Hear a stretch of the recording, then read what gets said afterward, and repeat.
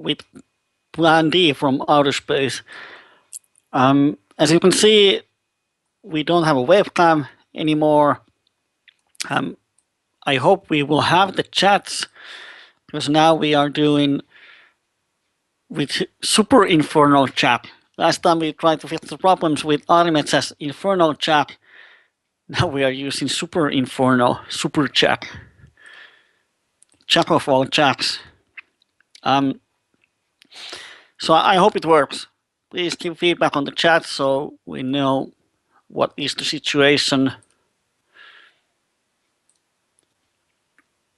I'm trying to open more tables.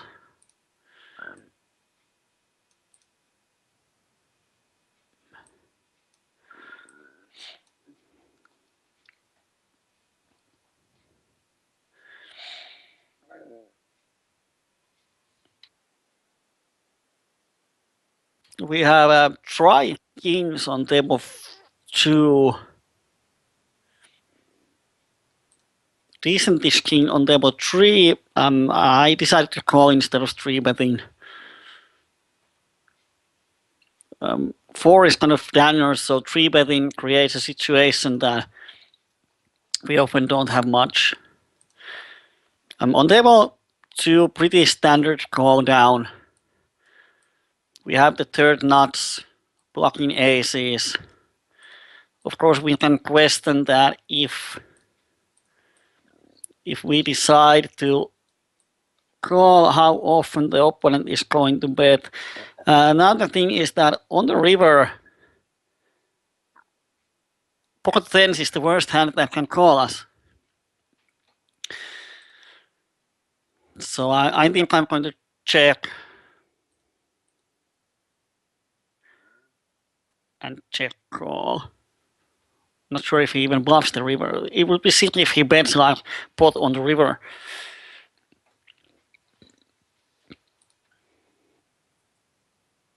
But he didn't.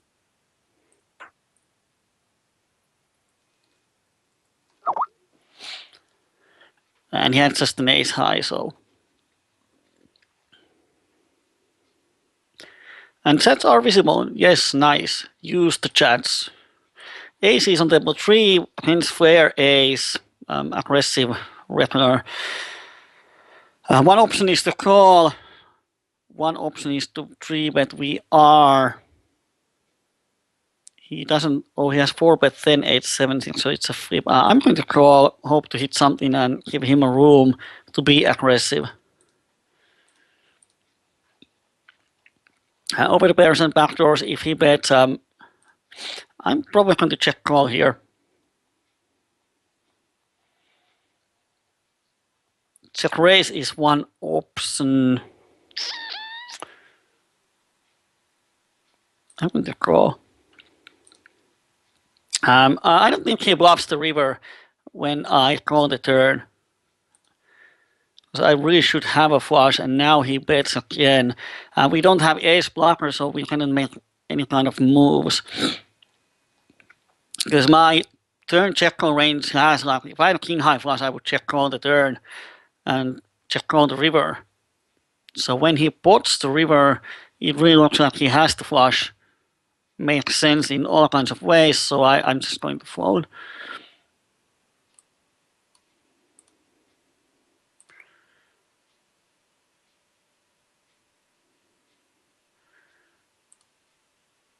So Kyyberi says the problem is on my end because his YouTube doesn't work. If your YouTube doesn't work, it's not my problem, or it's not related to my computer. But I don't know. The problem probably might be even on my end. No idea. Why are we not on the table here, dude?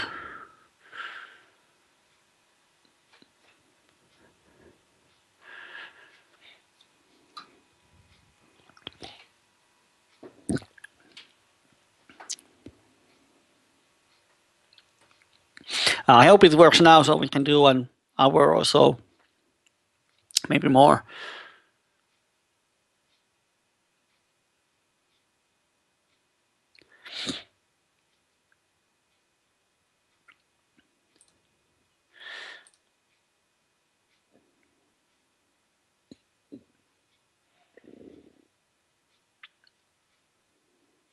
I think that on fair ace, it would have been better to raise the turn.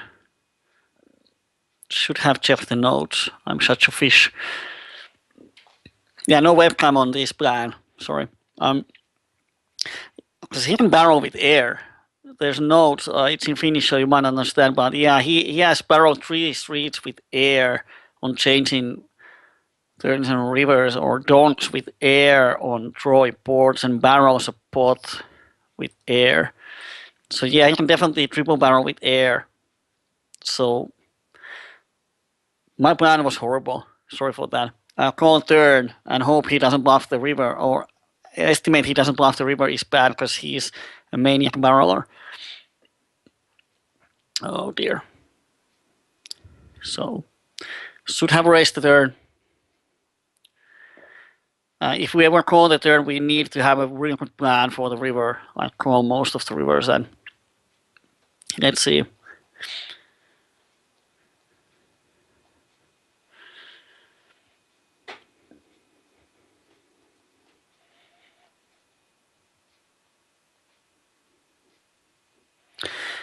Let's hope we can hit something versus him so we can start bluff catching him.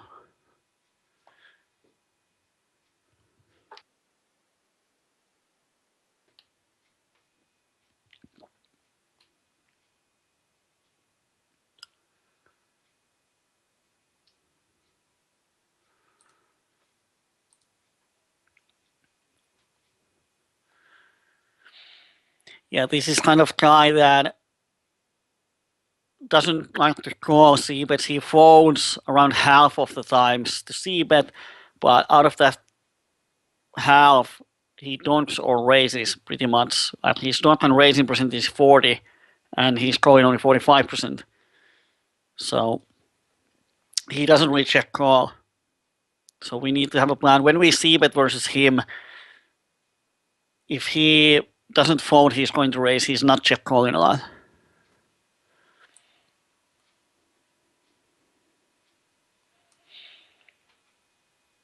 And here, Forever Young, see, but not much we can do. We might barrel. I'm going to float him. Because there's so many turns that complete something. If he checks, we can bet. If he check calls, we can barrel the river.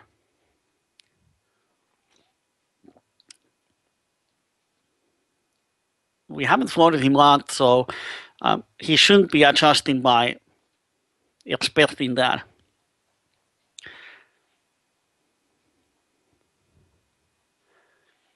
And the problem down there, when he checks the turn, he's kind of giving up a lot of time.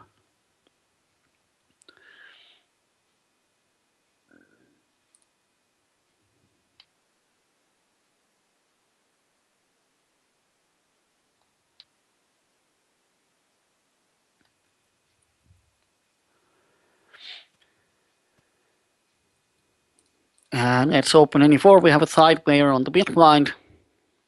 Pretty much free BB.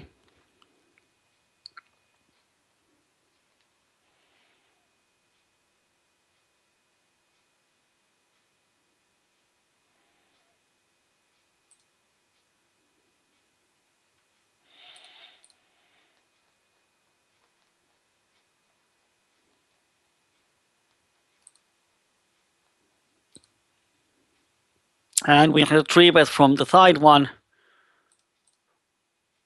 Let's call. Let's miss the flop and let's fold. And he pots it, so have fun.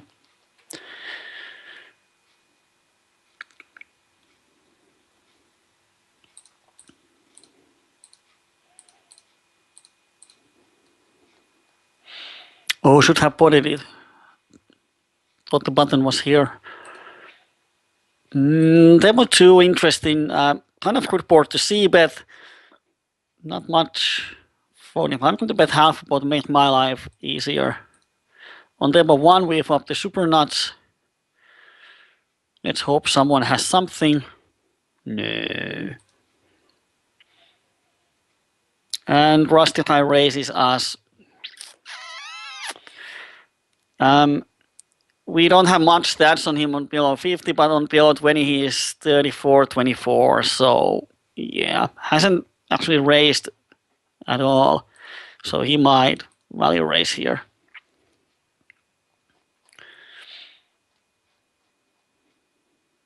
And there's not much we can do. I don't think we can re-raise him as a bluff. We don't have any proof that he's going to raise there with wide air with that bet sizing.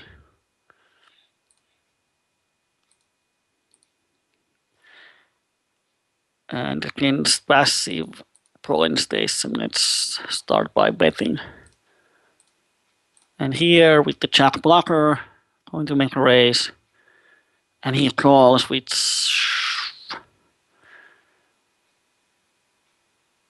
kind of sucks.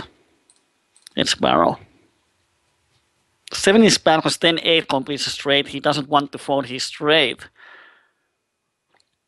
But he has a lot of flush draws overs that he just doesn't want to fold.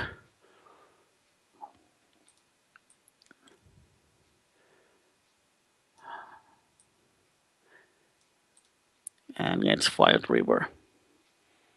And he folds. Thing is that on the river, if he has a weak 9, he should think about folding a lot, because all he can beat is triple barrel bluff with raise, barrel, barrel. So often what people do is that they have a trips, they go to the river and see if they hit the full house, and then make a decision. Oh, I lost my lucky chip. Yeah, super nuts is when you have top set and not flush draw. Yeah, that's super nuts. You can have even more super nuts in PLO, but I consider that super nuts, so you're dominating every possible thing there can be on the board. And no one bet the flop, so I'm going to semi-bluff here. We get a 3-bet from Rusty Guy. Let's go with crappy hand. Oh, she's so tight on PLO 50.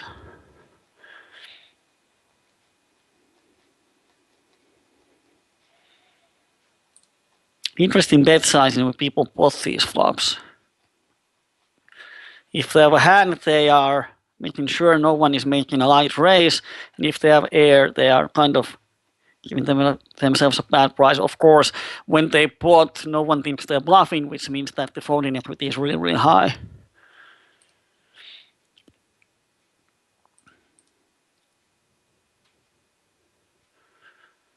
But we have ace, queen, jack. Let's limp behind. Let's hit the flop. And we do nut flush draw. In a multi-way, nut flush draw is really nice. We cannot be priced out. Even 4-way all-in is good for us here. So this is kind of pretty simple situation. Just call. You always have the odds. And now we flop interesting. And here we have a raise from Rusty Guy. Now things get really interesting, and he shoves, so we don't have the odds to call.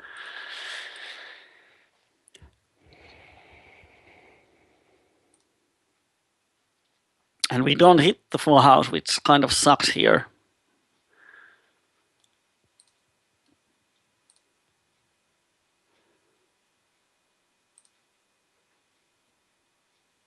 And he had ace jack. So would be 50-50, and he would have sucked out if we raised the flop.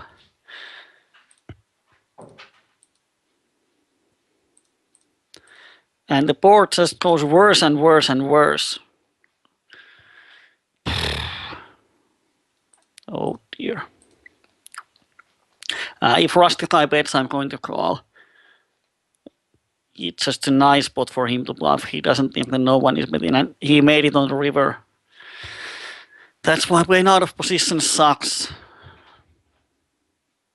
Hit the set, no value.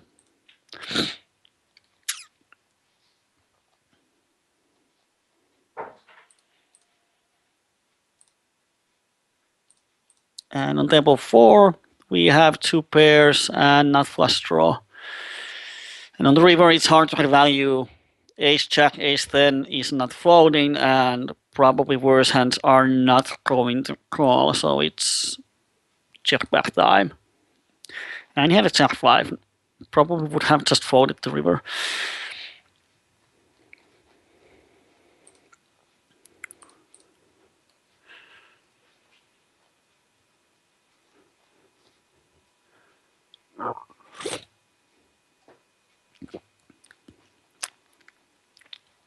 This sorry, PLO 20 table is not good. Yes, I think we have edge over these people, but not much, and definitely not enough to beat the range. So I'm going to find a new table.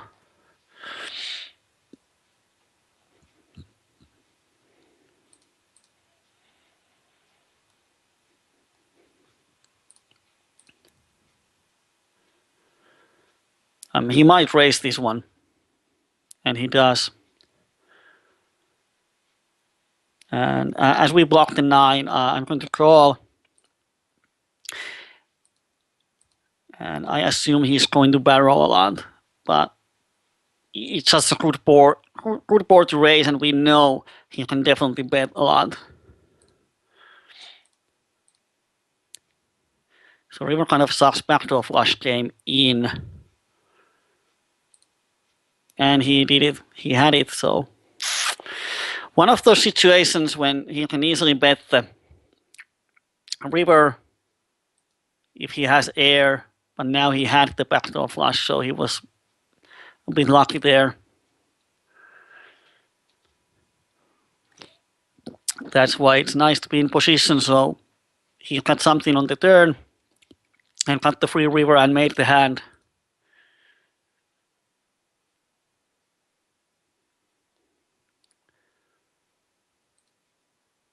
It's call. And ace on the board kind of sucks.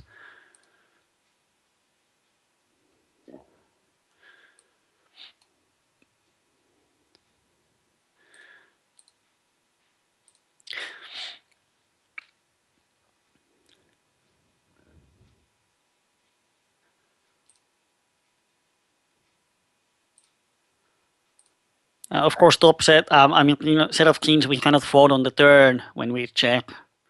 But if he bets the river, I'm going to fold.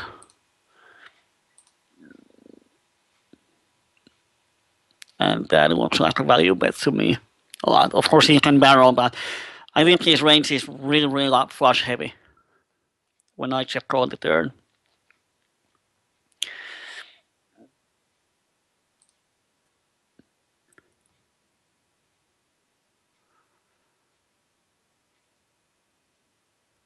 Of course, I kept my range. I probably don't have the nut flush often, but I have a lot of flushes in my check calling range on the turn. So I don't think he has enough folding equity to bluff there often. Like the sets are pretty much the only part of my range that I am going to fold. Or some 2 pairs with something.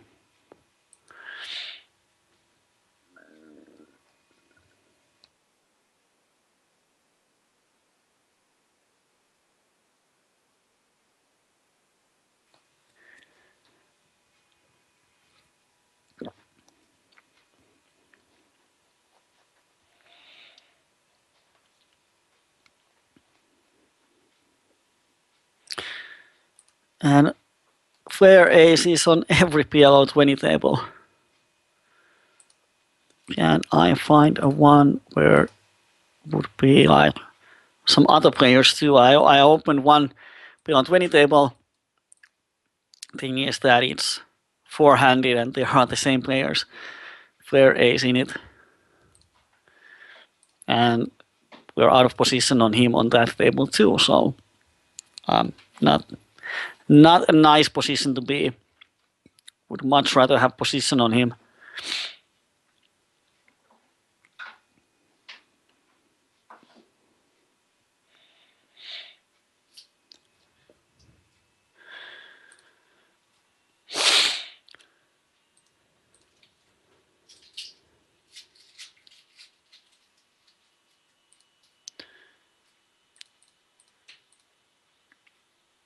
Nice flop on table 3. Cut shot, flush draw, middle pair. A lot of stuff going on.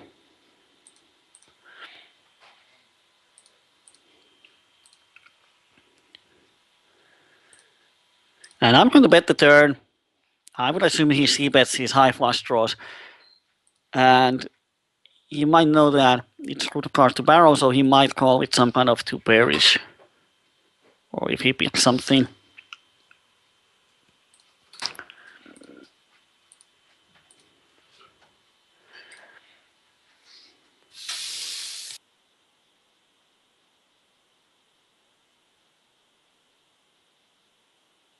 Now we have another PLO 20 table open.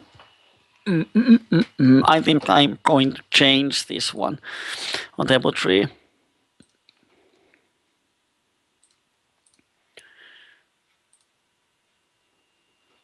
He's going to bet, and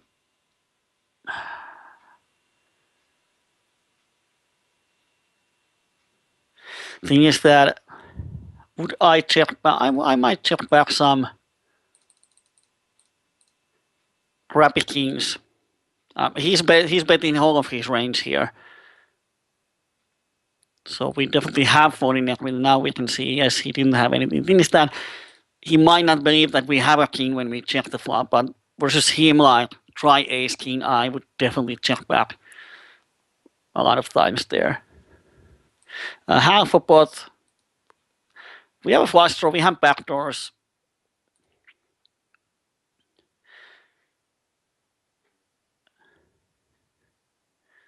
I think I'm just going to call it down. And he had the nut flush there. Yep, happens. And let's move this one away. Oops. Let's move this one in.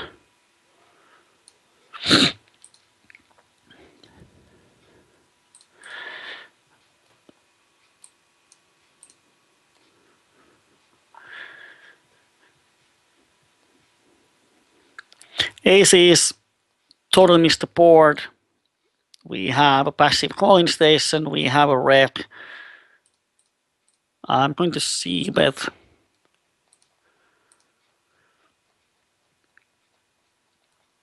If someone raises on this board, they have a something or more than something, and that more than something just crushes us. So it's easy bet fold. But we have some folding equity. If people call, it's capping their range often. So like if 9 comes, of course, we would have the trips. But if jack comes, it's good card to barrel. If flush comes, we can bet slightly over half a pot, have enough folding equity, make flush, straight draws fold. And a lot of good things happen after we bet. Now we take a huge flip. We almost hit the full house.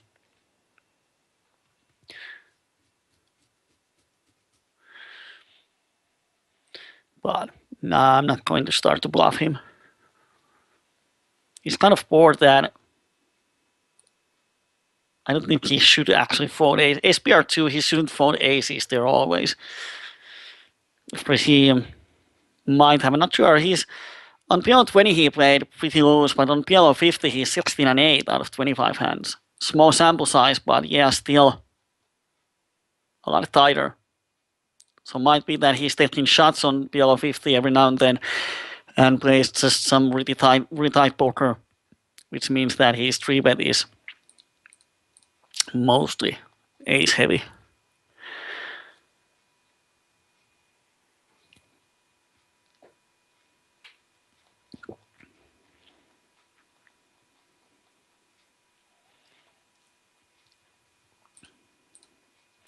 We flop the nuts on table 1. Often, unless he has a set, the only way to get value is for him to start bluffing or making some really bad calls.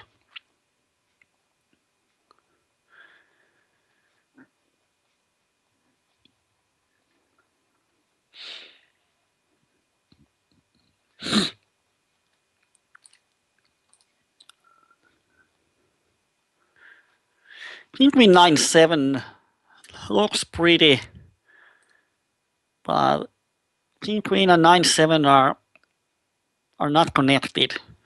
So the hand actually doesn't have much. Here I'm going to call versus Rusty Guy. On this board we are starting the bluff.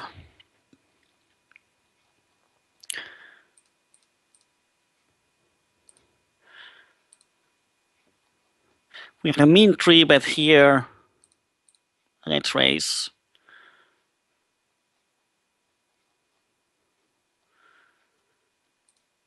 And on table 4 I'm going to barrel any blank rivers.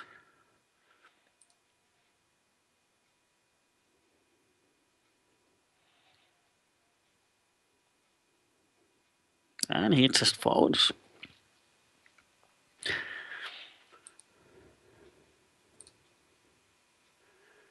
Let's see if Mark 3-bets. Yes, he does.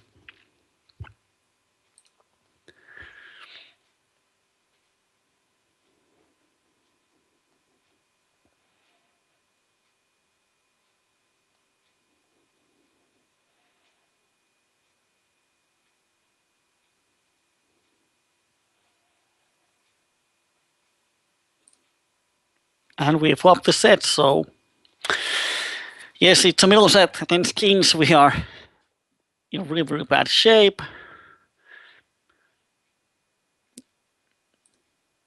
Probably, yep. Just if he had checked, I would have checked the flop and give someone an opportunity to bluff.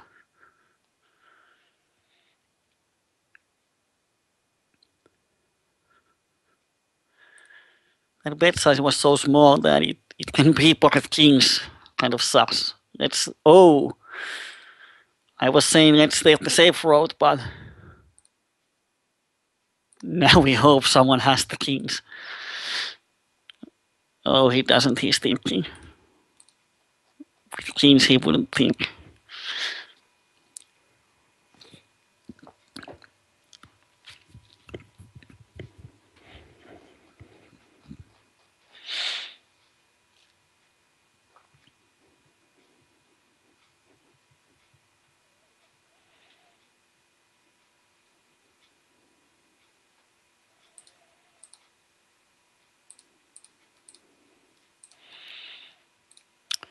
Let's make some notes.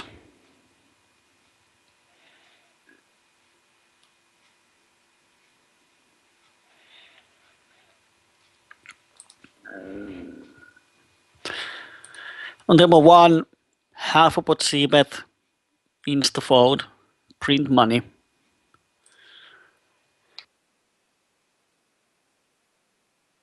On table 3,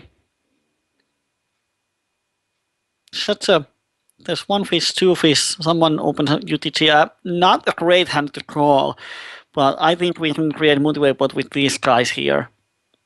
Now small blind 3-bet, he's really active player. So nice, but let's see if we hit something, and we do. Bottom pair, open-ender. But no, oh, he pots it.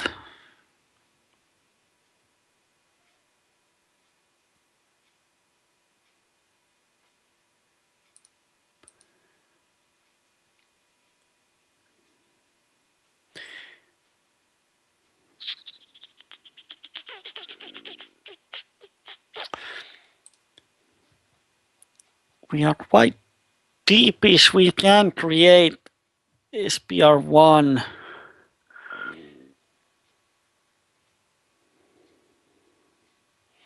That bet sizing is such a... I'm going to fold. Open ender is not enough, and if he has like ace jack, we are in a really bad shape. If he had made a smaller bet size, like 2/3 of a pot, I probably just raise him. But when he pots it, it doesn't look like he's ever missed the board. Against dry aces, kings, we have that 40%, actually almost 50%, 55. But thing is, if he has ace jack, then We don't have that many outs. Deja vu on table 4.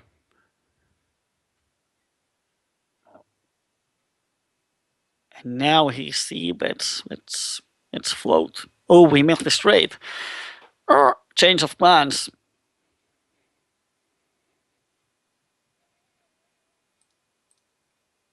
Oh, if he has ace queen, he's going to check raise here.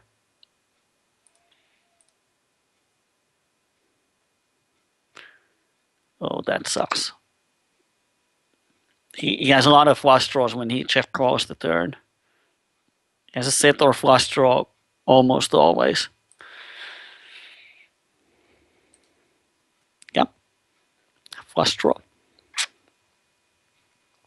But the thing is that when he had a cut shot too, but if he calls the turn with the flush draw, and he has 28% equity, well, now he had a cut shot to higher straight, but if he thinks I have a straight, if he calls the turn with just the flush draw, he needs to get implied odds, and when he checks the river, he doesn't get.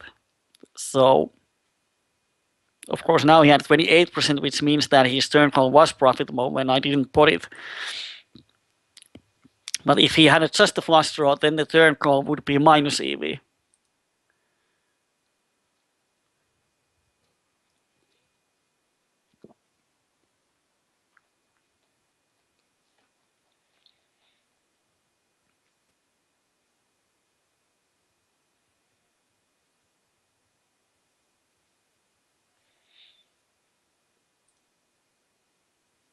Oh, I'm going to fold. Too aggressive player on the blinds, and this is not the hand I want to bet and face a 3-bet. Davey made real. Ooh, he's such a tie. I'm going to call and hope for we. Yeah, this is perfect flop. Let's raise it up.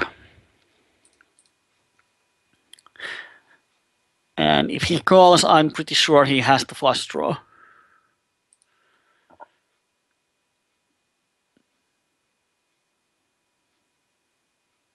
And we have a lot of folding equity versus these nits. Oh, you're a tied one. Yeah, we have to call. We have third player in. If we hit, we can get a lot of value, but this is. If he checks, I'm going to bet. Because if he has try aces, this is a horrible flop.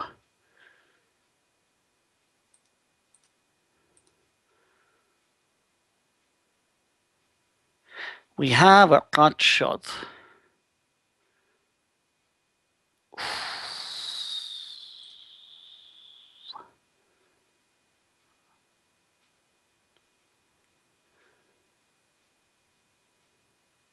Yep.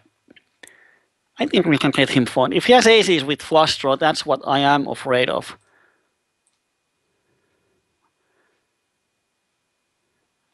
But half of what doesn't look like he has a straight ever there.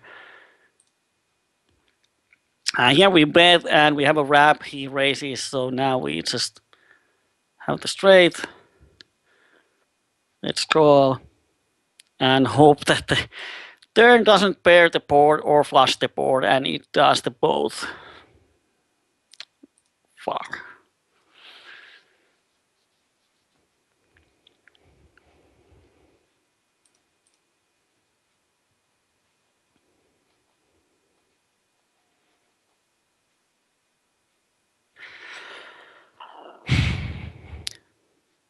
Probably that river was the worst river that can be.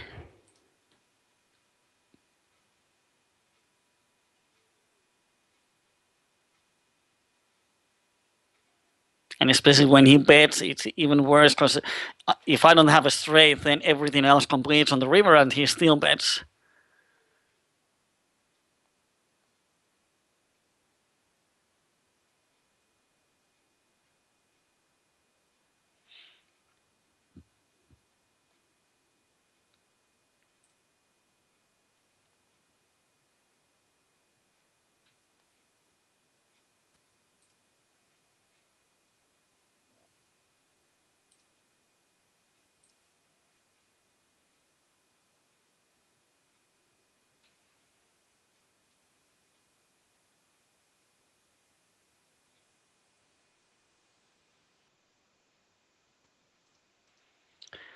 Bottom two on table one.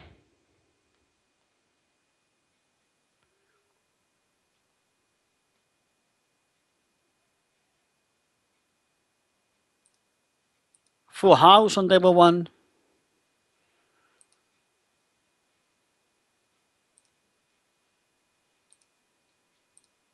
Oh, I was supposed to bet. My mouse is broken. Well, let's hope he has the flush and we can get value now. Oh, should have bet the turn. Because if he calls the turn with the flush draw, he's going to call the river. And if he had a hard flush, if he had a flush on the river, we just missed value. Oh, he had ace, ace, 3, 5, and doesn't raise the flop. Well, thank you, sir.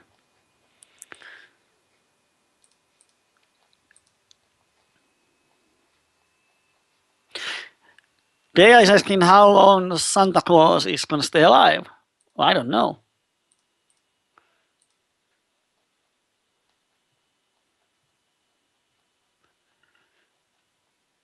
On demo 2, I'm barreling.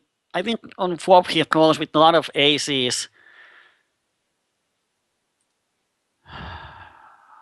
Perry River kind of sucks. I don't think he has a straight often. So what I want him to phone is some kind of ace jack. Even ace 3, ace deuce. Now it's the queen kills his ace 3. The question is, can he do it? When he calls the turn, he doesn't have a straight. So now the question is, can he fold his ace often enough?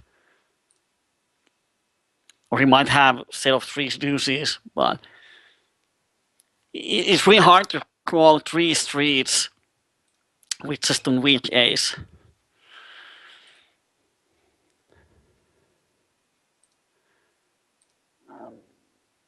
Oh, we make a runner on a straight here.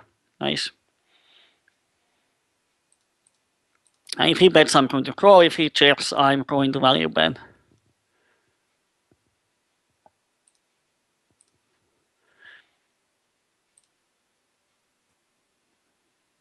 Not sure why he bets the river. Easter money. Not sure what the next holiday is going to be. Oh, we had premium aces on table 4, but didn't get any action.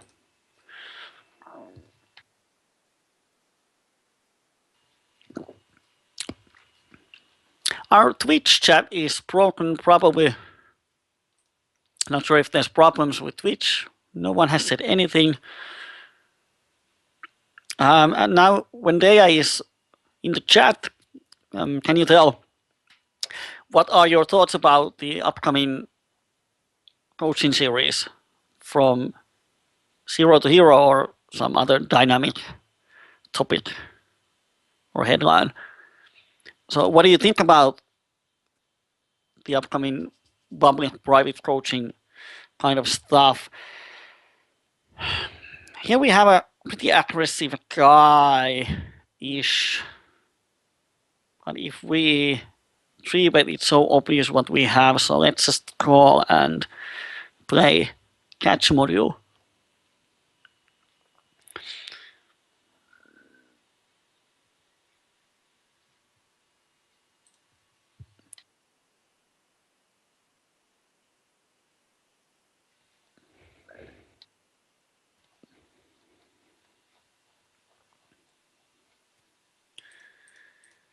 I'm going to raise just to protect my hand. And of course, after the raise, we're going to get it in. And now he calls, which kind of sucks because the flush was not what I was hoping for. So on this board, there's not much going on besides the flush. And now when he semi-bluffs, like if he has 6-5-3, he has a ton of equity versus us. So that was a really bad turn. Then of anything else than spades, I would just bet call.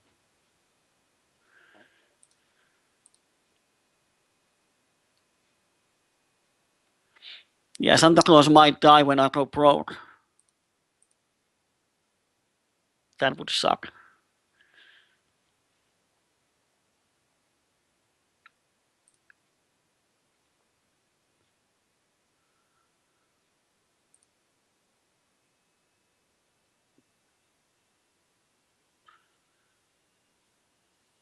But here's the thing, if he called my check raise with the flush draw, it was minus E because he didn't get the implied odds.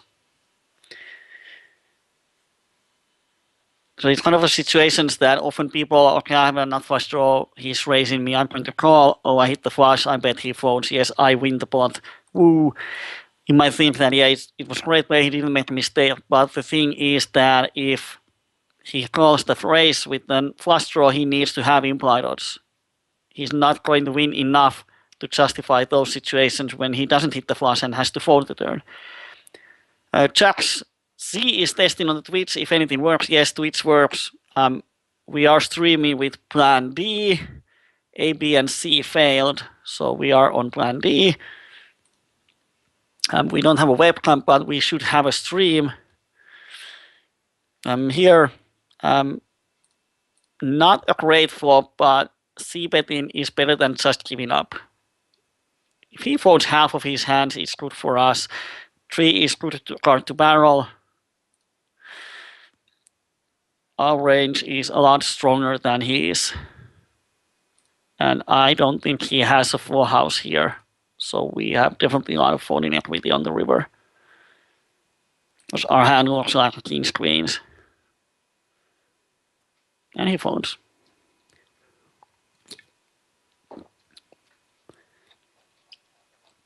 So it's one of those situations, he knows the turn is good card to barrel, probably his finish by his name. Knows the turn is good card to barrel, so he might not want to fold always, but then on the river, facing another bet, he might think that, oh, this is too much, so it's... Poker is constant adjusting and leveling. I know that he knows, so I'm going to put one more bet.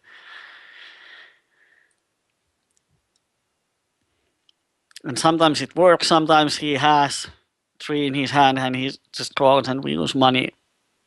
But it's about the long run. Does he win often enough, or do I win often enough to justify the rainbow rundown? But Button is real good customer, not worry about him. And half a pot bet. And he calls, so now he definitely has something. That's when I shut out. Oh, Rustic, I adjusted. He doesn't open his small blinds anymore. He limps.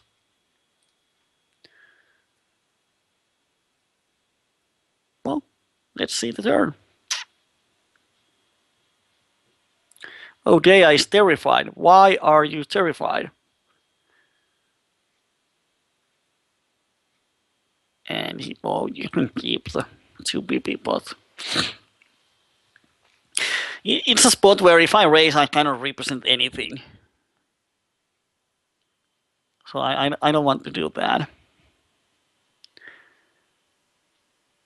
When is next MTT Omaha night? No idea.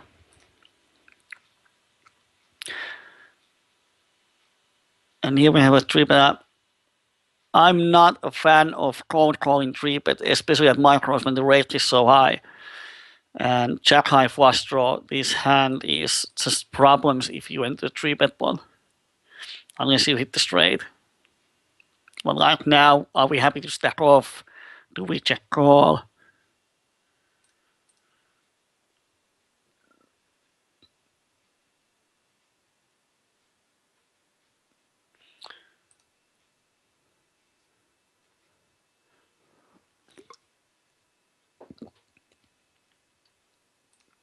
So not a word about MTT nights, haven't planned anything. It's kind of, it's a rough thing to host MTTs when you are not used to it. It's a lot of fun, but oh dear. For €6, we're going to enter the pot of €30.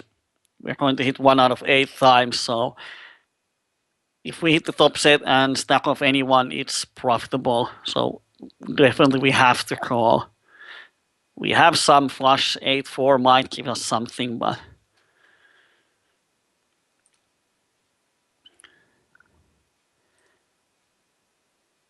Oh, I'm so tempted to bet here half. Oh, he took my line. He doesn't have a straight. I'm pretty sure. Looks like 8-9 or set. On this board, if he has 7-10, why would he put it?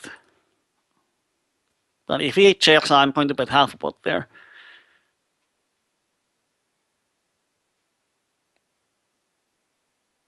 Oh, what a side-ish. 4 and 4. Definitely don't 3-bet, just call.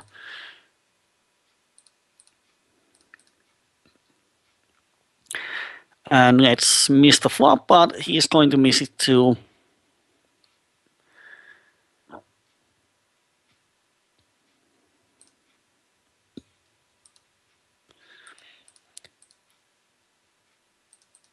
And we can make a small raise. He's going to fold his air, might stick around with overpair. Or he min raise me back. Okay, you can keep it. They're both 3. We make the nuts. We have 2 pairs. And on the river, if he checks, I'm going to make something special out of it. If he has queen jack, then it's oh, I'm going to call. And he had a queen jack with the flush draw, yeah. But he's such an aggressive player that no way I'm going to fold second nuts there. One of those situations that once again, someone hits something. On level 1, flush completes. Passive guy donks for a pot. That's the second time we lose a big pot when we have a bluff catcher and opponent just happens to have the one hand that beats us. Yeah.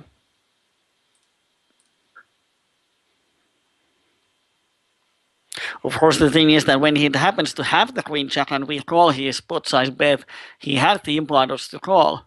So, and he had a flush draw, so he didn't make a mistake there. It was just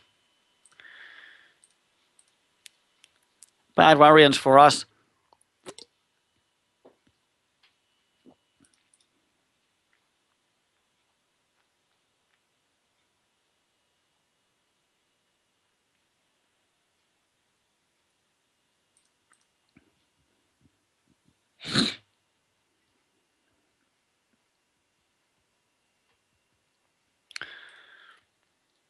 We flop the open ender and middle pair.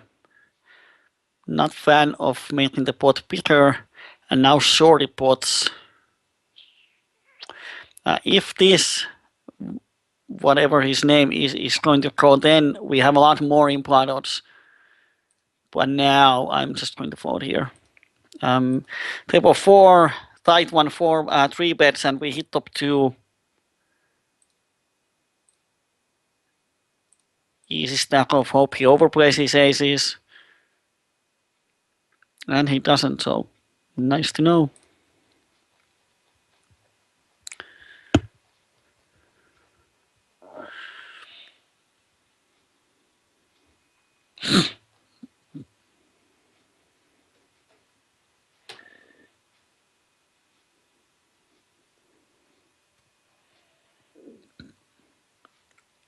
Yeah, and I'm thinking that we might open a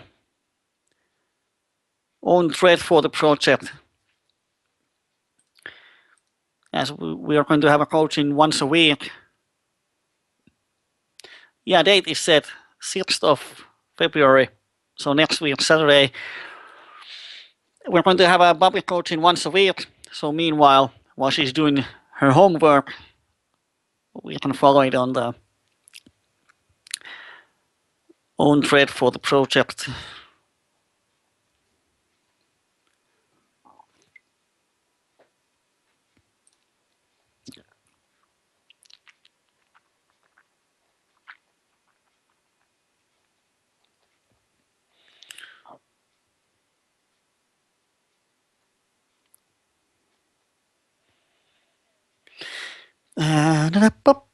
Oh, we are so missing the flops today. Bum, bum, bum. Ba-da-bum, bum, bum.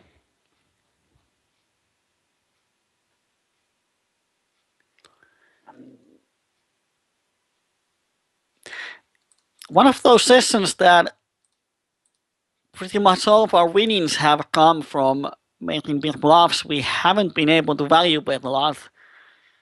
When we have hit something, people have been runner in us.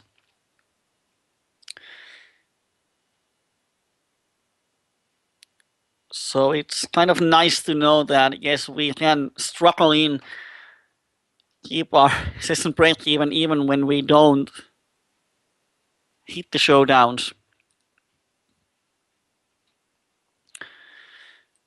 Nice flop top pair, overs, flush draw, and he doesn't make a move. Yes, there is destiny in Omaha.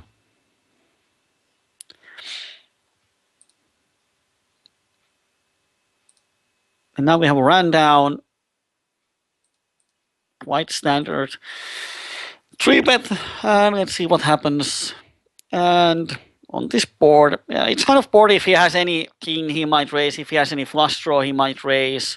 We have nothing, so if he raises, we fold. But also, if he totally missed the board,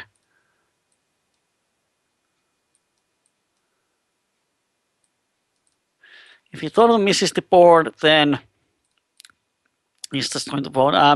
He might have a king, but also second king on the board makes it less likely that he has a king. And now, like, if he has any 6 XXX, he just has to fold. So it's a decent card to barrel.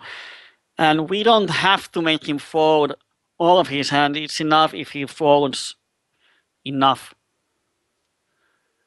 And here we get it in versus Mobunho. We have not flush draw and cut shot. And he has overpair and flush draw and set. And we have a straight flush. Not flush would be enough, but we have a straight flush. I love my sound effects. Wesley Wabbit says play for a living. I'm not sure if. And he missed my answer.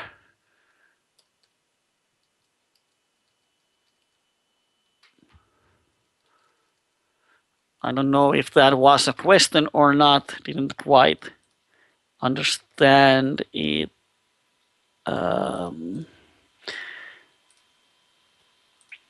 Not sure about this open.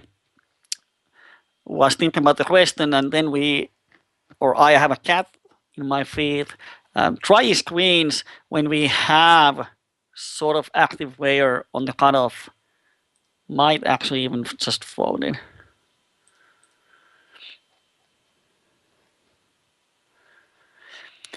PLO hypers. Not sure if you can get an edge.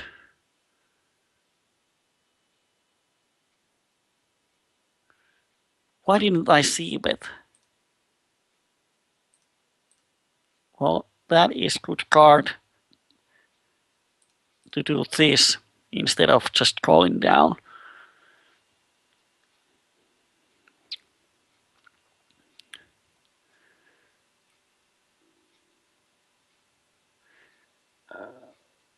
We have a jack 3, so we'll actually beat in all of his flopped 2 pairs.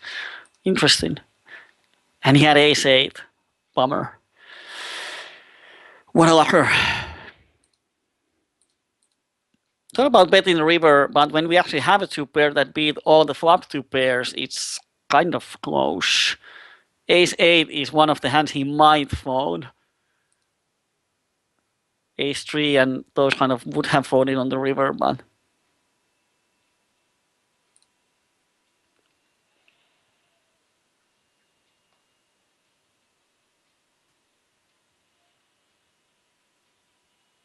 I'm going to value bet the river against ace 7, ace 3 type of hands.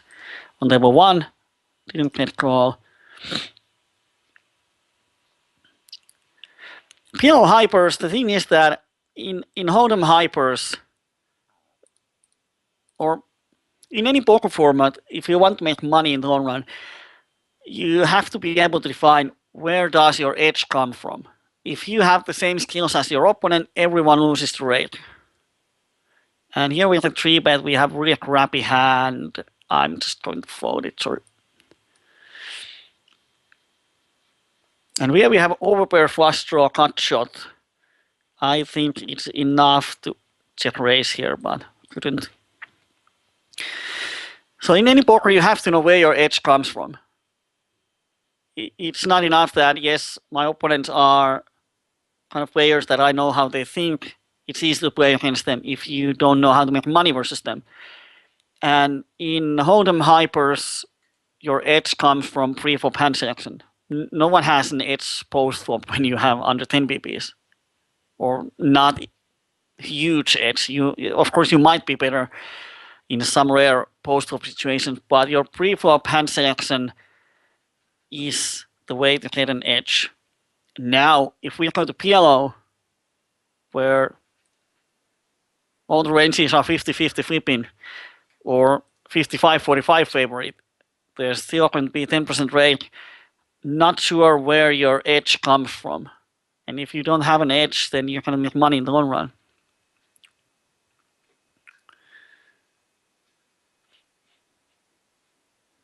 And here we have highest flush draw. Might check back, but then the thing is that if I check back, he's going to bet a lot of turns. I'm not sure if I want to bluff catch if I don't improve. And now we finally hit something. Top set on 3-bet pot. Woo! Let's shove. And hope we survive. The board is so dry that we should be in decent shape. And we do win. Now. On number 2, we turn the cut shot. So I think now we can check back and see if we improve.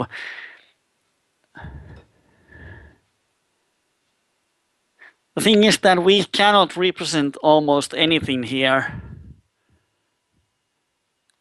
But I don't think he's value betting. The only hand I'm worried about is 4. Not sure if he's going to bet half a pot with jack or queen. I'm so tempted to make a real hero call here, which I'm going to make. And he had pocket kings. Wow. Well, overpair. Not sure. I would prefer check calling. That is a bit strange value bet on the river. Of course, he can get value from my bluff catchers, but well, yeah. On here, river is a blank. We have 2 pairs. Check call, get value from his bluffs, and he doesn't bluff.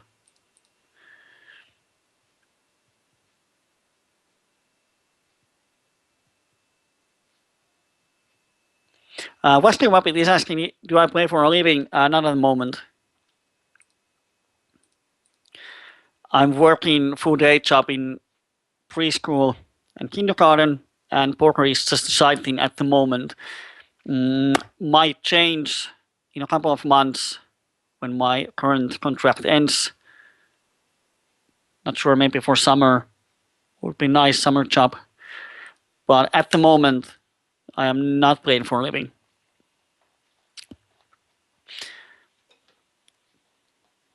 I do play a little on coaches and outsides, but often collect enough money to buy something nice for myself and just withdraw it. But yeah, my contract in the work ends after March, so into April I might play a lot of poker. On demo 3 we have top 2. I'm going to bet. He calls. Kind of funny. Has folded all the time. And that is really nice card. Improves our hand. Doesn't improve theirs.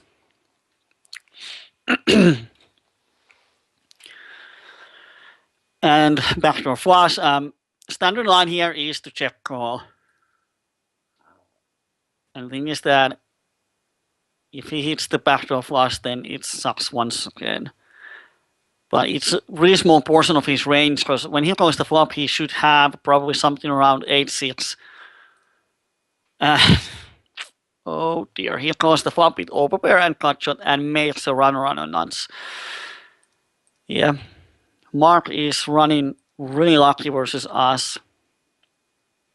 Of course, he had 41% on the flop, so overall he wasn't that lucky to beat us on the showdown, but to make those runner flushes when we have the top of our bluff catch in range, that's kind of thing that happens. And when it does, it can be annoying.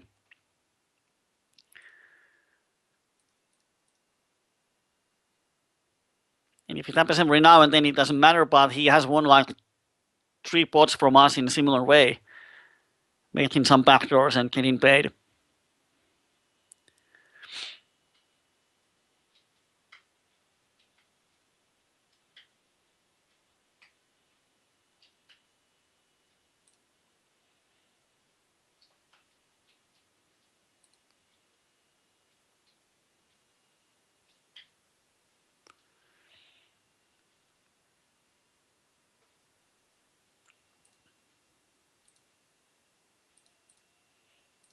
And we open it.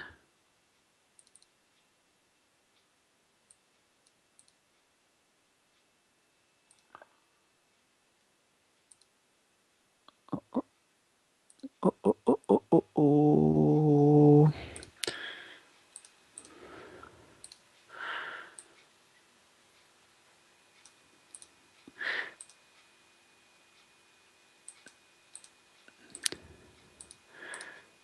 And here we make the, oh.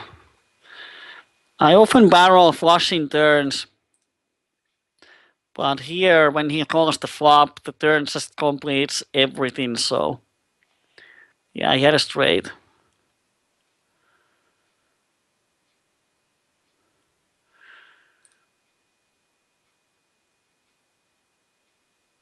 I'm going to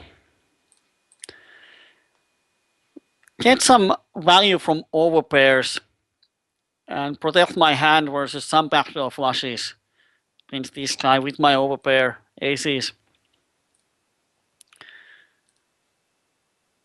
And table 3 died, and the opponents are not that great. Play 3-handed, so let's go back to drawing board and fire up.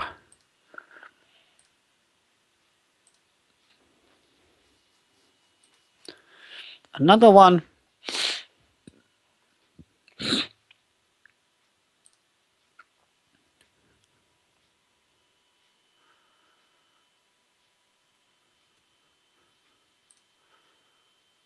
Or many raises, so we don't have to even think about making some out of position floating or semi bluffing or anything. Easy decision.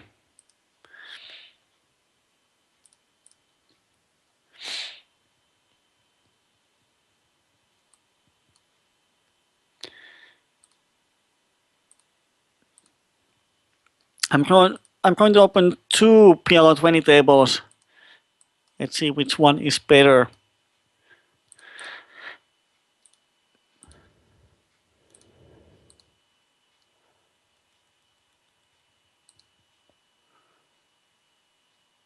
Yeah, it's this one, because the other one had only one green player and he left. On the other table, oh, tied one. Tied one opened from the small one we called from the big blind. We hit the wrap on the flop and raised him, and he folded. Not a great story.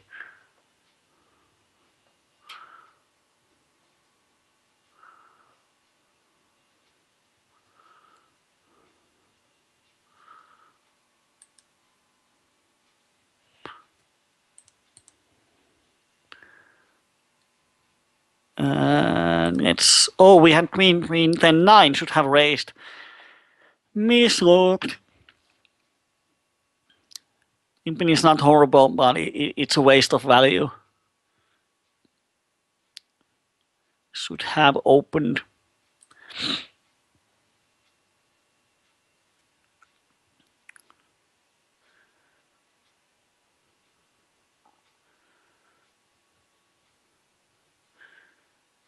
here on the outside table.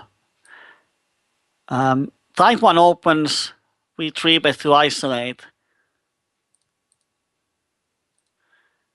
And Raffaroni makes a cold call.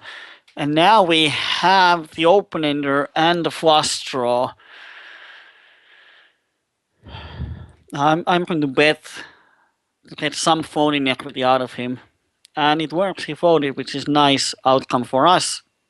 Because he was probably ahead of us most of the time. And if he's not ahead of us yet, he has a ton of equity when we have only a pair of sevens as a made hand.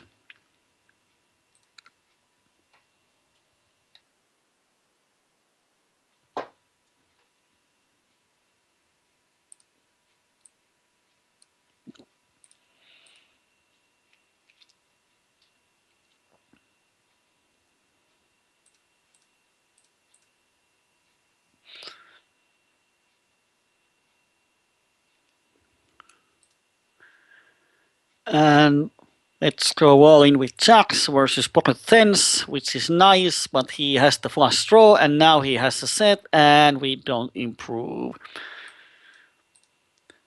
Bummer. Let's take another flip. I'm pretty sure he's going to shove here.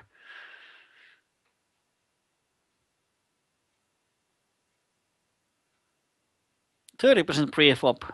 That's rare in PLO.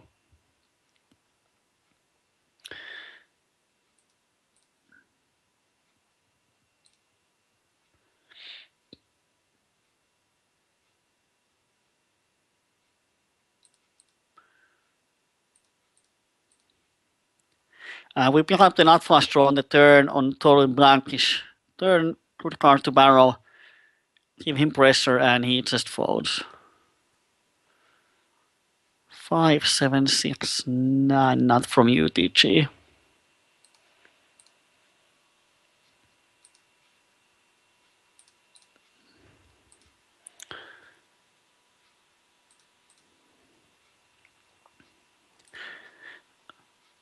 I'm going to donk here and Nari min raises us. Let's call and let's see what happens.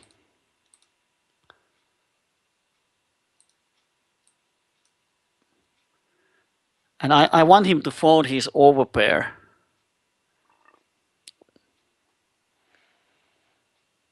That he might have there. Of course, the thing is that I'm not sure if he min raises his overpair, but if he has overpair with flush draw, he might min raise.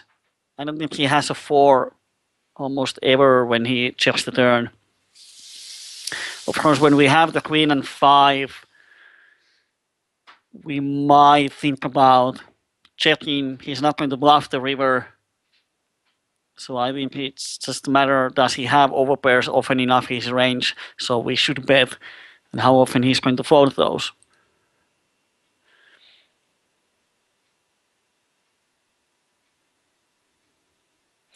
Let's mark the hand. And let's open it in poker choose. Let's hope my computer can survive using poker choose after the coaching.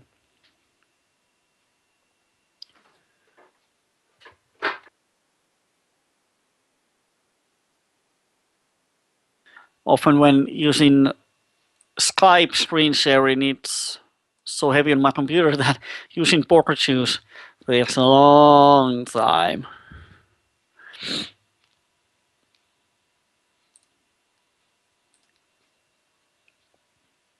I think we're going to play for like 15 minutes and then see what we can do with the poker choose. If you are curious about poker choose and softwares that can help you learn PLO, oh, we hit the nuts on table 4. Sweet. Then definitely tune in on next Saturday. It is pretty bad Deep River. I would be super amazed if either one of them doesn't have the flush draw. We have the nut blocker, but no one is folding flush here.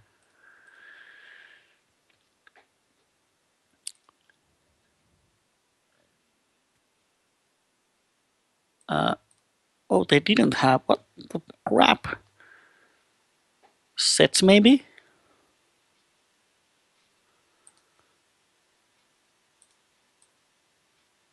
No, queen 9 and smaller straight.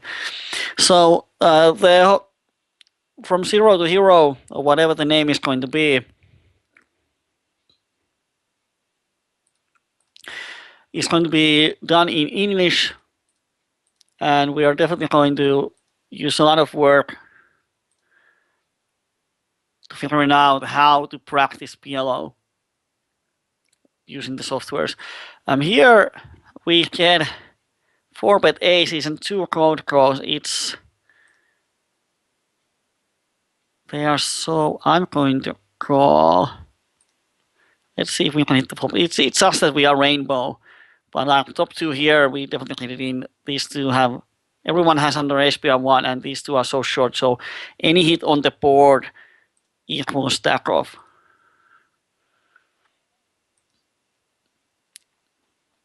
And we have open ender and 2 pairs, so let's see if we can pick up the pot. And we have jacks. And he had a straight 6-5. Oh, yeah. And here we can get it in with aces. And we lost 20 bucks there. And top pair SPR half. Just get it in. And when he thinks it's good for us. Oh, he has 8-7. Not sure why he thought for so long. So yeah. Kind of setup, it's once he 3-bets the rundown, it's standard for him, one sort of standard. And once I 4-bet, the hands play themselves, and some of the times I win, like close to half of the times, slightly over, I win the pot. Half the time he wins the pot.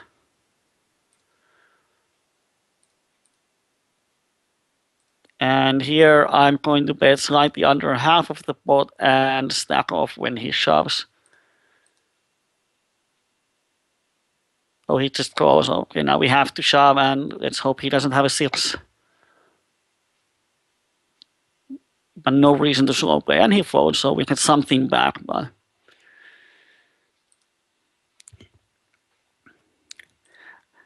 these kind of situations like here, we have great equity on the flop. Of course, pre-flop we were not huge favor. We have 30 and 40. On the flop we had 57 for the main pot, 53 and 22, 26. So we were in a really good shape on the flop. We realized the equity, and here flip with aces. So suddenly that's minus 70 euros into hands without a lot of mistakes. So that's how you get the variance in poker. If both hands would have held up, then it would be plus 70. So the difference is 140 euros in just 2 hands, and the outcome is not in our hands. So I have no control if I'm minus 70 or plus 70 after 2 hands. And when you have few of those in session, we haven't have a lot of those flips today. But when you do have, then you might run really hot, you might run really poor, and you have no control over it.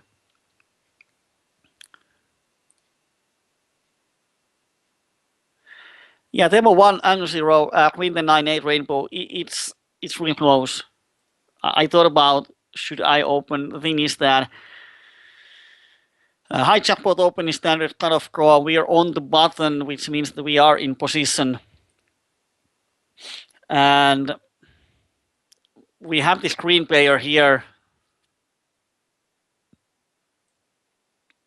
The kind of hand, if he has any suit, it would be better. With rainbow, it's kind of hand that it can hit the straight, which would be nice. I think it's really close, but I think we're going to hit often enough to justify. Of course, when Maria made a huge 3-bet, it's kind of sucks. Then we get trapped into the pot. But I think it's close, but I think I can call on the button. Often people don't 3-bet there on the multi-way pots unless they have a really strong hand. Here on table 3 we can get it in with aces, probably versus aces. Oh, he just calls. 57 cents behind. And now if the flop is 5, 6, 7 of diamonds, it sucks. Oh, that's nice flop. Let's get it in. If he folds, I'm... Oh, he had a 3. Oh my god. That's how you run under EV. Flops the full house, and we are throwing 2 outer.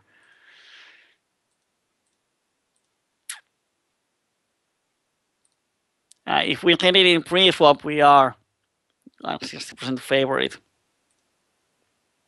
56. And now we get in 9, so our graph is going to look horrible today.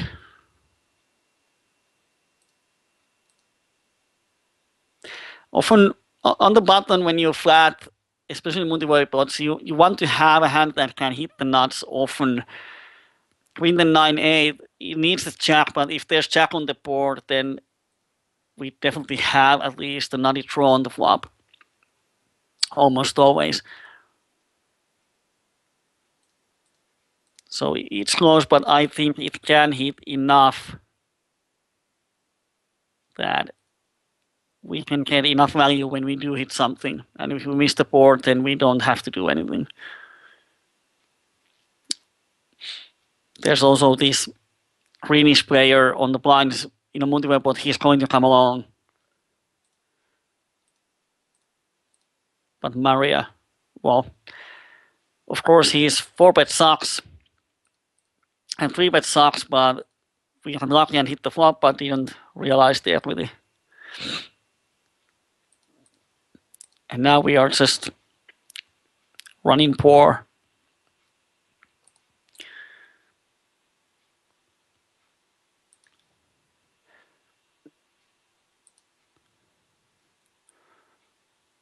$89.16, definitely value bet aces here.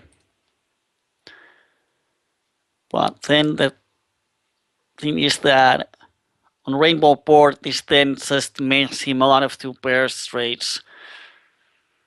And I don't want to turn my hand into a bluff versus 89 VPIP. So let's check and see if the board pairs. And if not, if he checks if our hand is good enough to win the showdown. Pretty much the only hands we can beat is just random king or jack that doesn't hit the board in any other way.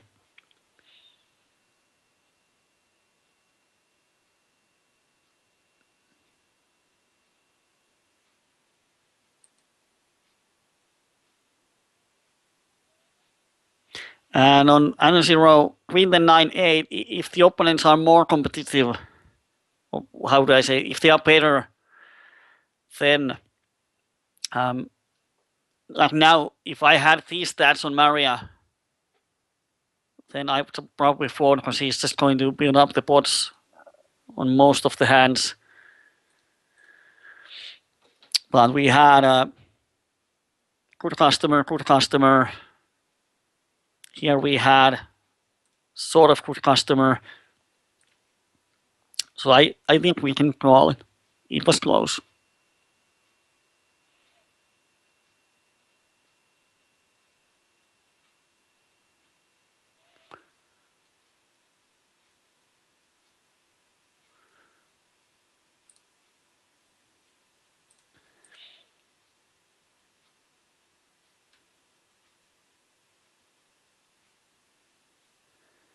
And let's see a couple of orbits and then let's see with poker twos how often on table 2 when we bet the river, how often opponent has the overpair compared to air.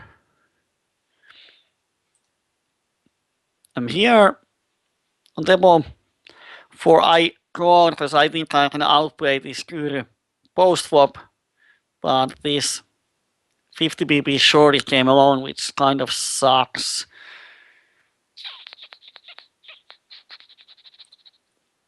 Let's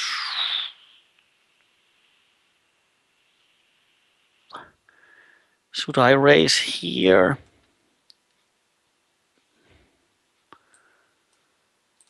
I'm going to raise here.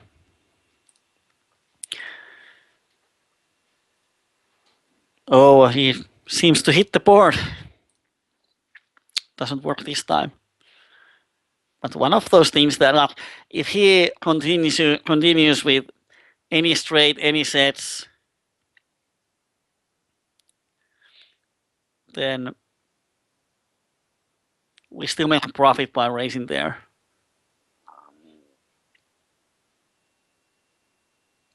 One other option is to call the flop when it is rainbow. Like if we have the nuts, we might call. But the thing is that I thought about how good of player he is. If he's a good player, then he understands that. But if he's kind of standard PLO 20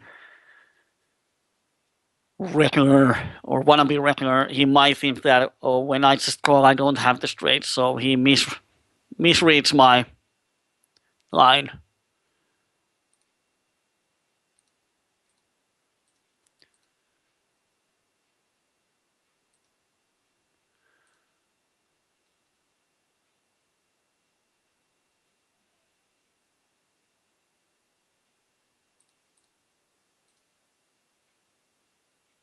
And we pick up the pot on table 1.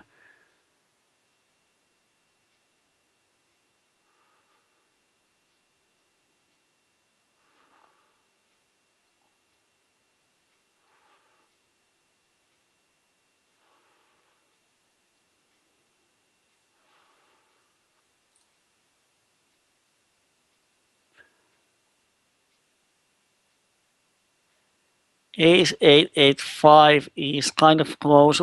Basically, we are closing the action. He's not limp 3-betting ever.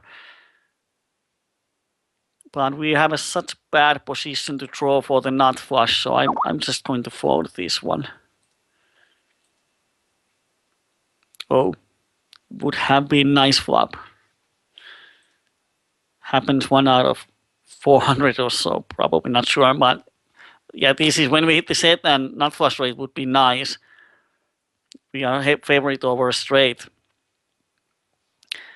But when we hit just the nut flush draw, drawing it out of position is often really hard to be profitable.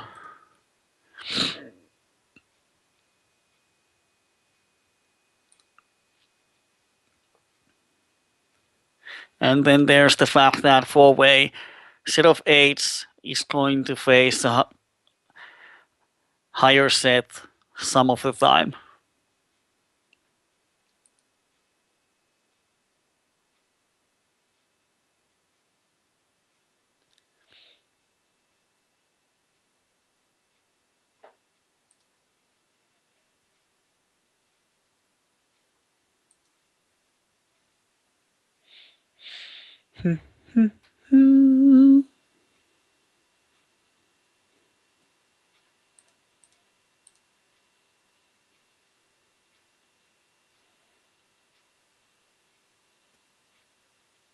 We have a double gunshot here on table 2. I think we can bet and then barrel some of the turns, but now there's a really strange race. And this call sucks because it means that he has some sort of draw often, and whatever his draw is, he's blocking a lot of our outs. I think he has pocket 8s would make sense. Let's see if it goes to showdown. Yes, pocket 8s.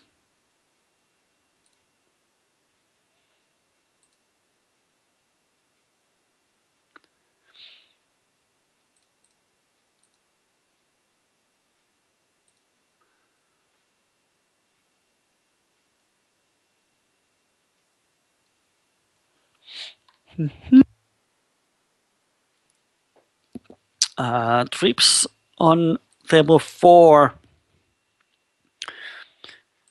Half a pot.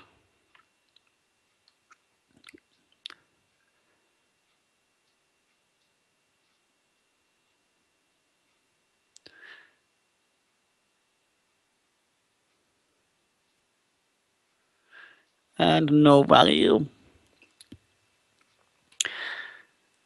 if the opponents were more aggressive, then we might want to do checking or betting 1/3 of the pot, try to induce something, but Overlay is pretty passive and Rim Reaper is quite passive. His post-flop aggressions are quite low, 25, 13, 3, not making anything crazy. Looks like really ABC, straightforward player.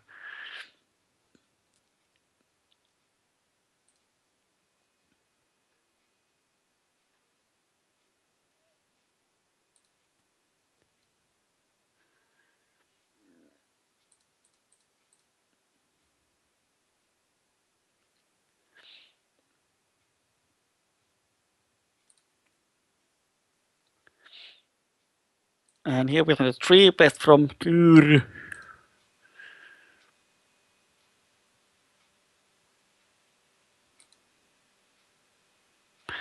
And we flop nice top 2 and flush draw.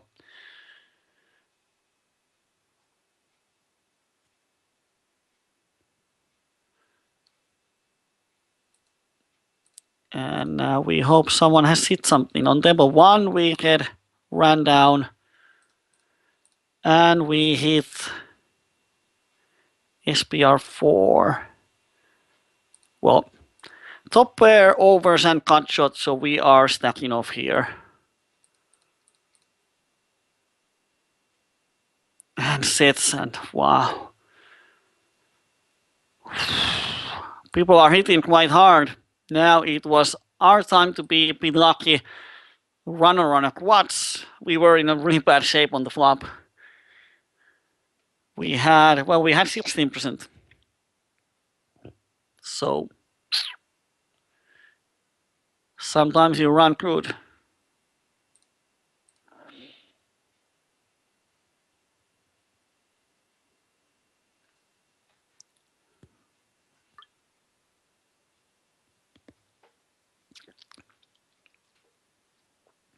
So there the luck evens out.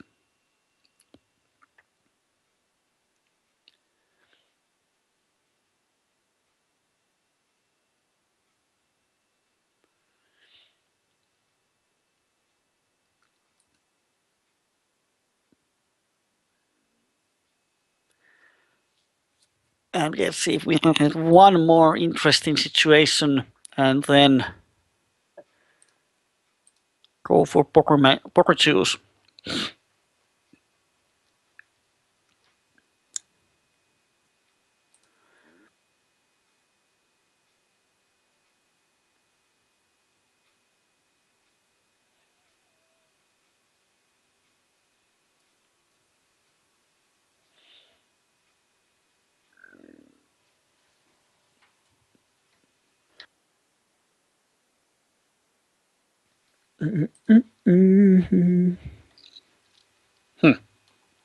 When you are waiting for just one more interesting hand, then you get garbage on every table. Poker cards are having a rough sense of humor.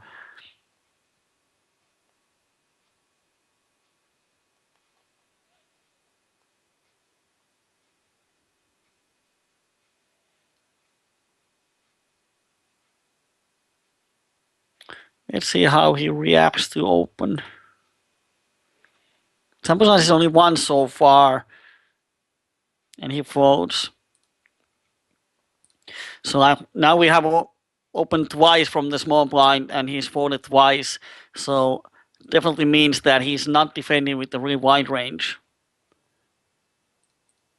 So even if the sample size is only 2 hands now on the big blind versus small blind open, we can definitely make assumptions. So you don't have to have 100-hand sample size to make assumptions. On table 1, queen 10 9-9 from the middle position. Sort of marginal, but we have 54-7 on the cutoff, and button is VPIP 77. So definitely can get a lot of value when we actually hit the hand. But when he raises the flop, it's just not sure if he's mad at us. because we made runner on a quads versus his set and flush draw. But when we have just an overpair and cut shot, nothing we can do versus his race. And on table 3, marginal hand, let's see the flop.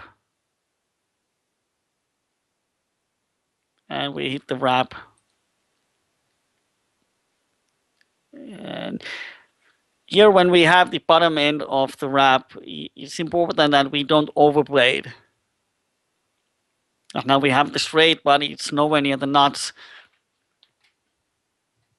So let's see what happens.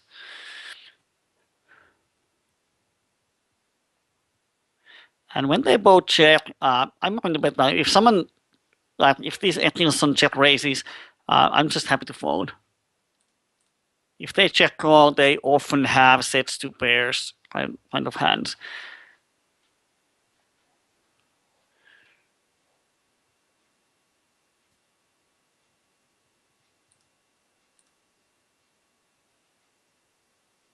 And they just fold. Here, Rim Reaper calls the flop. We pick up the flush draw, so let's draw for the flush. When he calls the flop, I'm pretty sure he has at least one ace in his hand.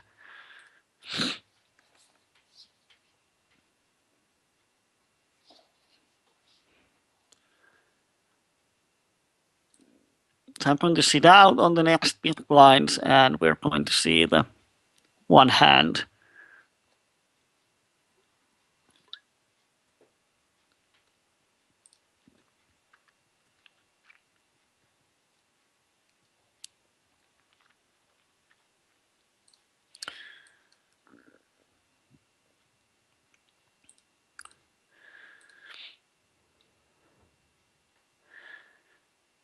Here versus these players, I open any 4.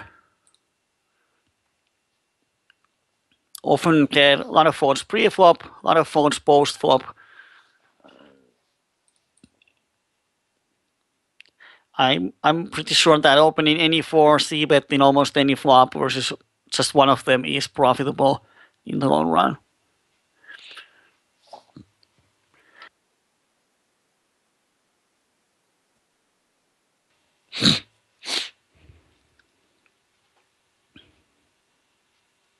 And here people are just getting in with Queen 6, 10, 7 double suited, and both of his flush draws were dominated. That sucks.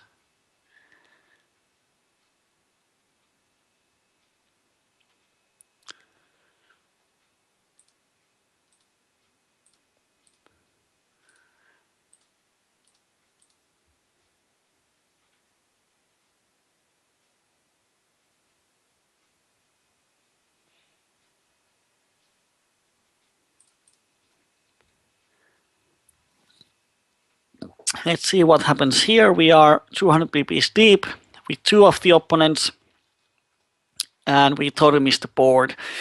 Now the best thing is that they check, and we can see if we can peel the turn. There are a lot of good turns. Any card 9 or higher gives us something. Diamond gives us something. 3 of spades doesn't give us anything. But if they was about to say, if they all check, then we can think about making small bet. But once on back bets, nothing we can do here.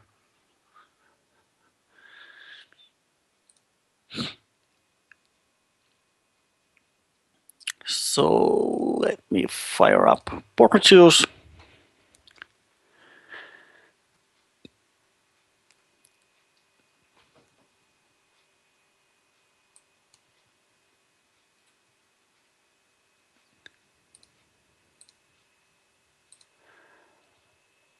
And then we need to find the hand.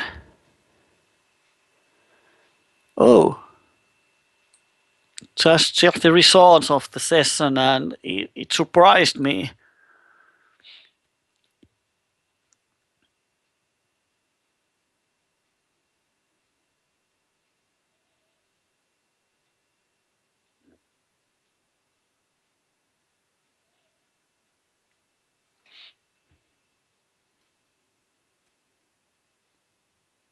I'm going to show it to you in just a second. Oh, it's going to be sit out. Okay. So here is the results. Minus 12. Of course, the runner helped us. EV is minus 42, but I think this is a lot better than I expected after there were 3 hands where we basically get it in with aces and there was some money left. SPR half all over on the flop and opponent hit the set twice and full house once, or was it full house twice or something. So in that retrospect, I think I was expecting that the EV is going way down, so minus 40 is surprising too. But here, when the session is like this, that your EV is just going down below the zero for the whole session, it hasn't been the best session. And today was a lot like last week in Finnish coaching, that a lot of stuff just didn't work this time. Like spots where we have equity to call, sure plus EV calls, it didn't hit anything, or we decided to bluff cash versus aggressive players. Nice plan, opponent makes runner, and so on and so on. Happened today a couple of times, and then kind of setups. People 3-betting rundowns, we 4-bet. This time they hit the flops, we didn't that much, and so on and so on. But I would consider myself quite lucky having only minus 12 after this session, especially after the 2 hands that kind of drop us.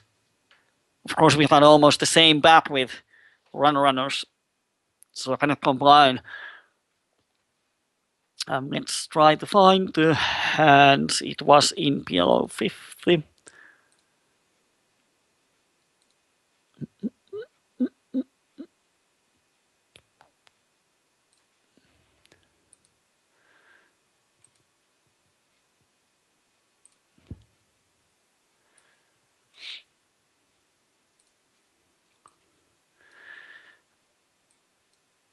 And here we have the hand.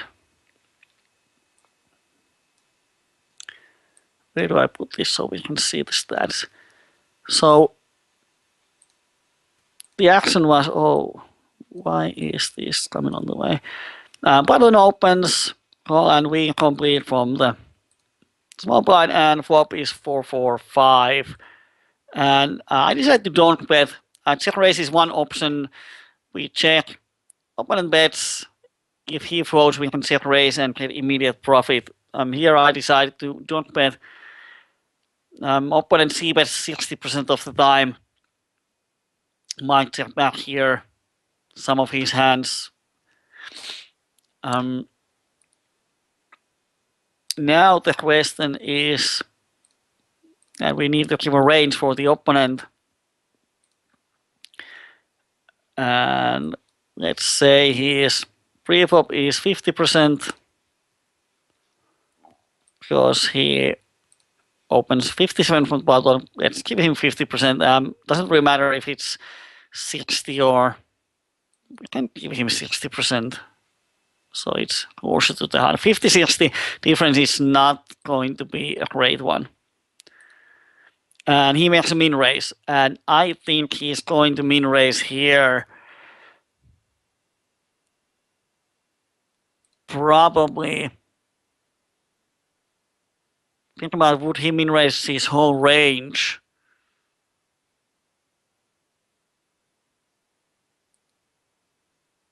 I'm not sure if he would min raise just a random 4.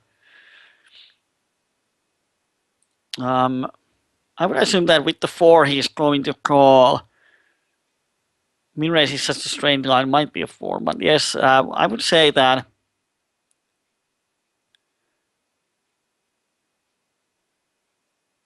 he doesn't have a 4 in his hand.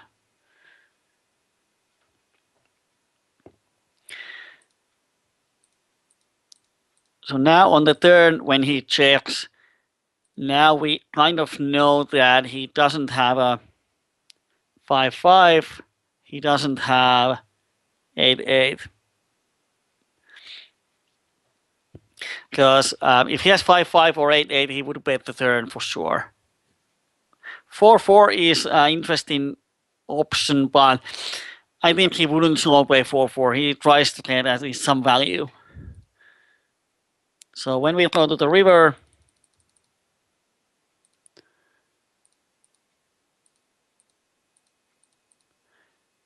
what I wanted to know is that, oh, sorry, I forgot that this was the exclude area. Okay, now it works. Now what I'm interested is about his range.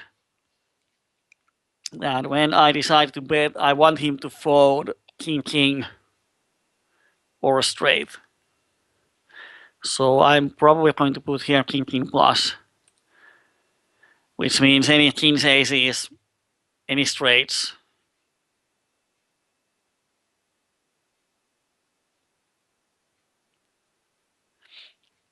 And that's going to be 22% of the time, which is actually quite a lot. So if I check, and then if I check how often, well, he's going to have air 78% of the time or worse hand than mine.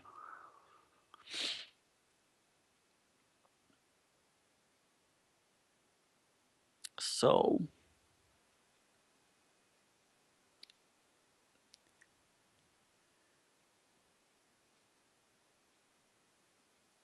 I think we can bet here. And let's put it this way, that he's never folding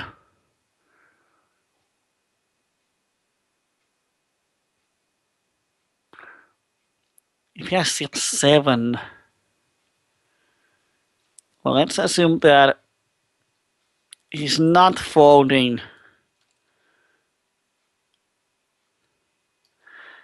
trips or full houses.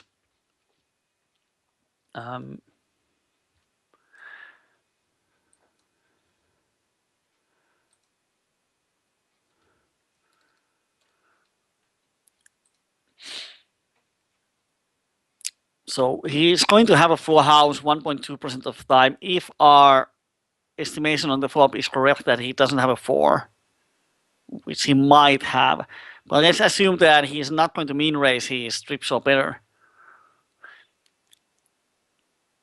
So it means that, well, he cannot have a 4, of course. He's going to have the 20% of the time the overpair. Now, if we change that,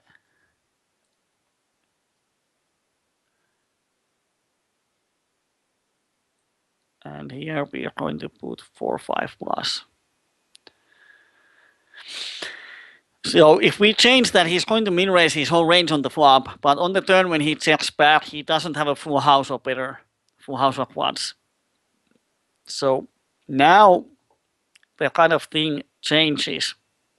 And now he's going to have a 4 and king plus. Now, if we assume that he min raises his whole range on the flop, like all his air, all his mate, and everything he has, 100% range, it means that by the river, he's going to have a 4 plus 20% of the time and kings only 9% of the time.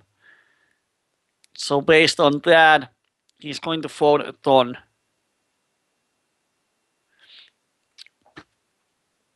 I'm still not sure if it's good to bet the river. Of course, then he cannot see our hand, which is probably a great thing. We are blocking 5s and 8s.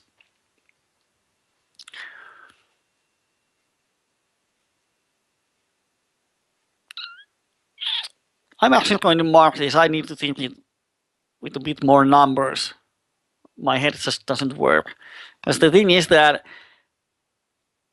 is he going to fold a better hand enough of the times compared to calling with better hands? Like here, he's going to fold kings or aces. Or, well, let's put it this way.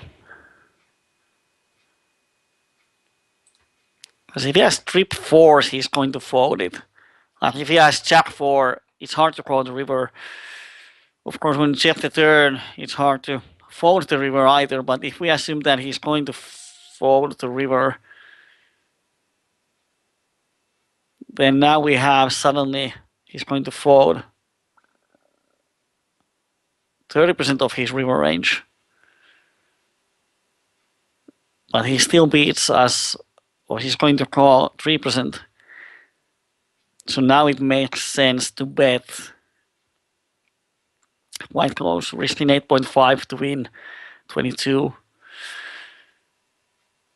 So with these numbers, now it's more closer that it's worth to make the bet. But then on the other hand, if we decide to check call, we call the flop, check turn, check river, he might think that we never have a full house, so he might bluff the river.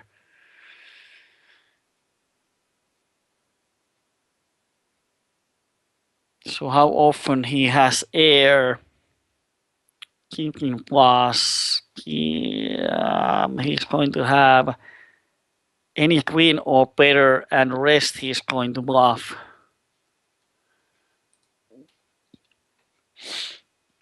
So means he's going to have air 54% of the time, which is half the time. So I think that, not sure. I'm going to mark it and put it on forums. I need to think a bit with numbers. Quite interesting, actually. Didn't cross my mind when I was playing. I was just thinking about, can I make him fold his overbird if he has one of those? But he has a ton of air in his range that we have queen 8-5, so we are blocking one of full houses. Well, interesting. I'm going to put it on forums. I hope we can raise some discussion. Not really sure. I have a feeling that with these numbers, this river bet is actually bad-ish. Might be a mistake. Interesting. Check in on the forums and let me know how it goes.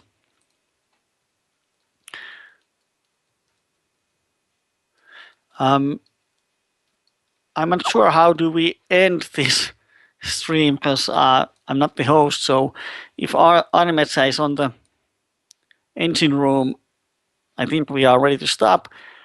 Thank you for the session. Sorry for the technical problems and everything. I'm glad we had the plan D from outer space and were able to stream. Small losses, Pure EV has been pretty rough running so far at the start of the year, but I hope it changes. And I see you on next Saturday with Deja, and I'm going to post a hand on forums. Let's see how it turns out.